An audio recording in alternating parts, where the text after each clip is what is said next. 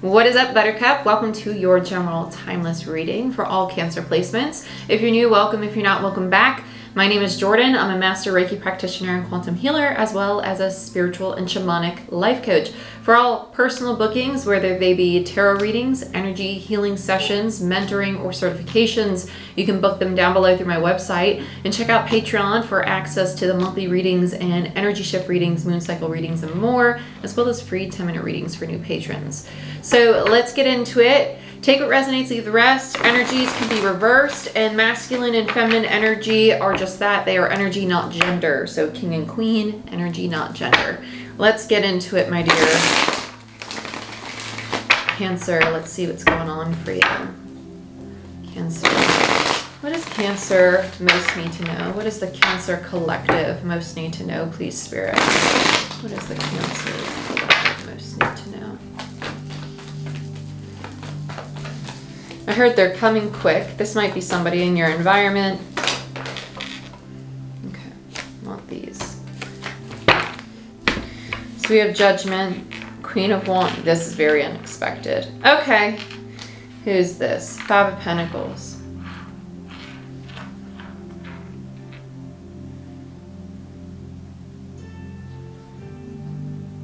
Someone's very stubbornly staying attached to something.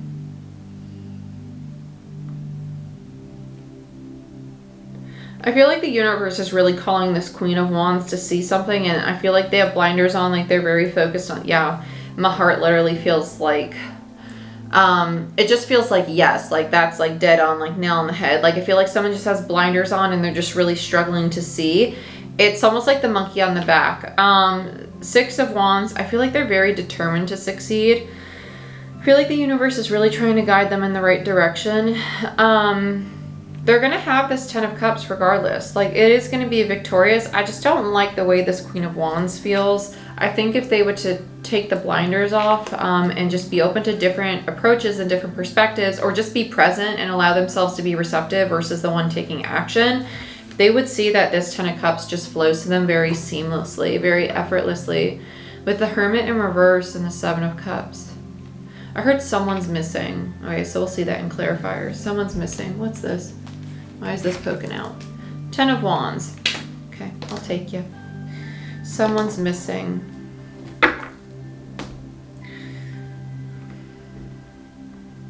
I feel like this is a mourning. I'm going to be honest. I feel like this is a mourning. I feel like there's been a loss, and I feel like it's like somebody, like the someone's missing is almost like a piece of them, whether this be a loved one or a, you know, whatever, family member, a pet, a friend, coworker. It feels like someone who has passed, and it's almost like there's unresolved feelings coming up about this. I think someone might be seeing a lot of this in their dream space. Some of you are just like really unaware that this is actually the heaviness that's stuck within your body, and it has to do with this feeling of like abandonment or a feeling of lack or loss, obviously loss. The Five of Pentacles is scarcity mindset. It is being left out in the cold, so it obviously triggers the abandonment wound, things of that nature. So let's clarify. This feels like whatever is physically still here, like whatever relationship is still here, it's going to work out. It's going to be fine as long as you just allow yourself to receive. This is not a time to be the one in control or to take action. It's more so allowing things to really flow to you. Allow things to really flow to you, because feminine energy is receptive. It's not masculine. Distorted feminine gets very codependent and controlling, so just be mindful of that.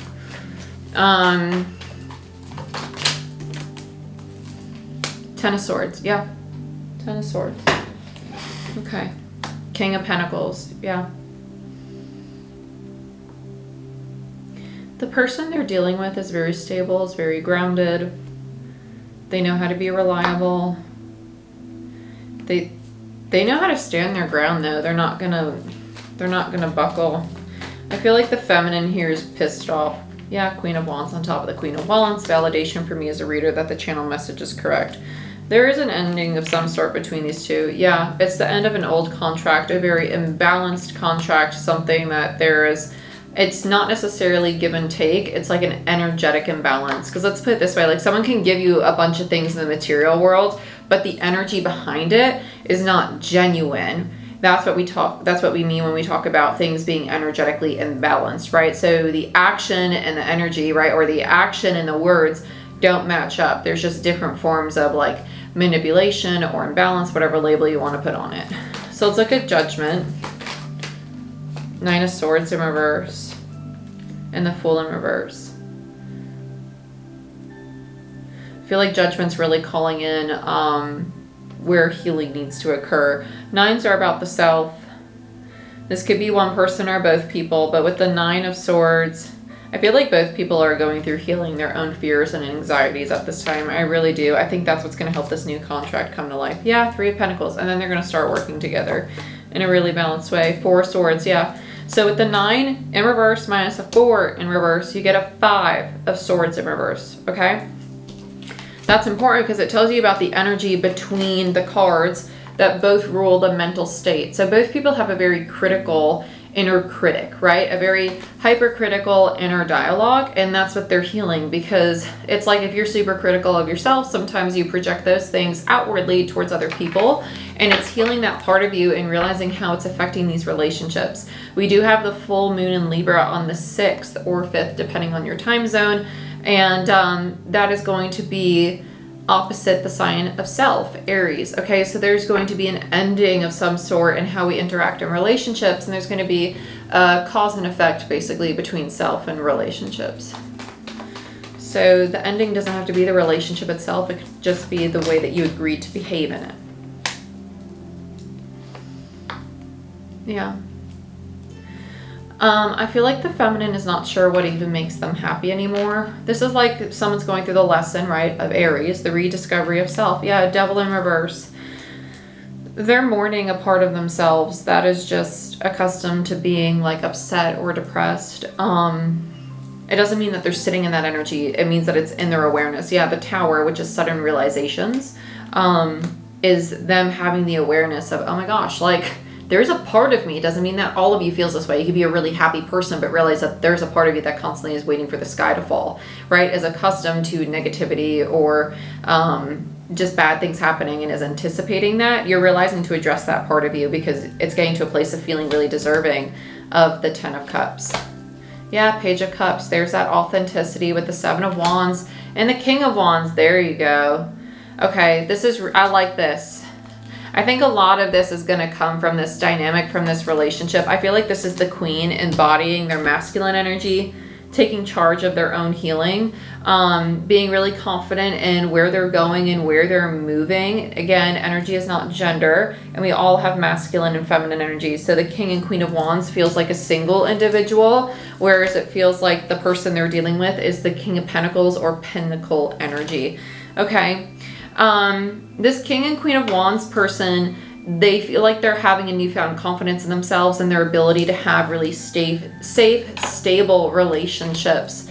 So let's look a little deeper into the Hermit. This feels like the dream space we're getting into now. It immediately feels very dreamy. It feels very like theta, and I feel it in the top of my head. 2 of Wands, 3 of Cups in reverse, 6 of, okay. This person's waiting for the Pentacle person to reach out to them. Expectation is a premeditated resentment. That's all I'm going to say. Don't expect anything. Just be. Just be present. Yes, they're open and they're receptive, but they are waiting for this energy of reconciliation. Let's look at the 10 of Wands. 9 of Wands in reverse.